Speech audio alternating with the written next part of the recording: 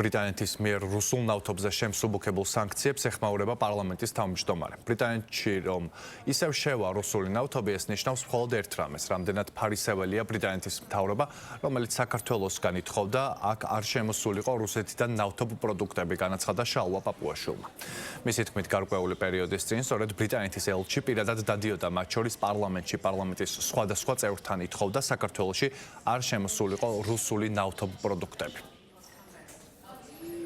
ეს ნიშნავს მხოლოდ ერთ რამეს, თუ რამდენად ფარისეველი არის ბრიტანეთის მთავრობა, რომელიც საქართველოსგან პირდაპირ ითხოვდა, რომ საქართველოსში არ შემოსულიყო რუსულიდან ნავთობ პროდუქტები. სწორედ ბრიტანეთის ელჩი პირადად დადიოდა სხვადასხვა კაბინეტებში, მათ შორის პარლამენტში, პარლამენტის სხვადასხვა წევრთან ითხოვდა შეხვედრებს, ხან ჩაიზე, ხან კაბინეტში, ხან როგორ და ნახევრად მუქარა შერეული ტონით ესაუბრებოდა იმაზე, რომ საქართველოსში არ უნდა შემოსულიყო რუსული ნავთობ პროდუქტები. ამაზე როცა ეუბნებოდნენ, რომ კი, მაგრამ რა გზით უნდა გააკეთოს საქართველოს გამოდის უნდა სანქცია დააწესოს, დაუწესოს რუსეთს, ვინაიდან სხვანაირად როგორ უნდა შეზღუდოს თავისუფალი ვაჭრობა.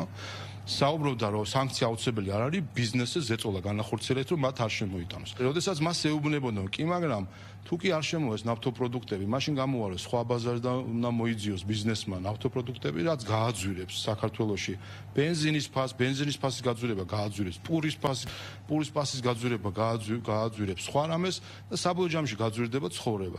ამაზე მისი პასუხი იყო, რომ რასიზამ ჩვენს მოქალაქეებსაც გაუძვირდა ცხოვრება, მეცდიან და თქვენებაც მეტი გადაიხადონ. ჩვენ რომ მოგვესმინა ბრიტანეთის აი მოქმედი ელჩისთვის, დღეს საქართველო ამის შედეგად იქნებოდა ამ ესკალაციის შედეგად ალბათ გაწყდებოდა საერთოდ ეკონომიკური კავშირები რუსეთთან. ჩვენ თუ არ შემოვიტანით ნავთობს, ალბათ ისინი იტყოდნენ, რომ მაშინ ჩვენ ემბარგოს დავადებთ თუ დავასანქცირებთ ქართულ ღვინოს და არ შევიტანთ.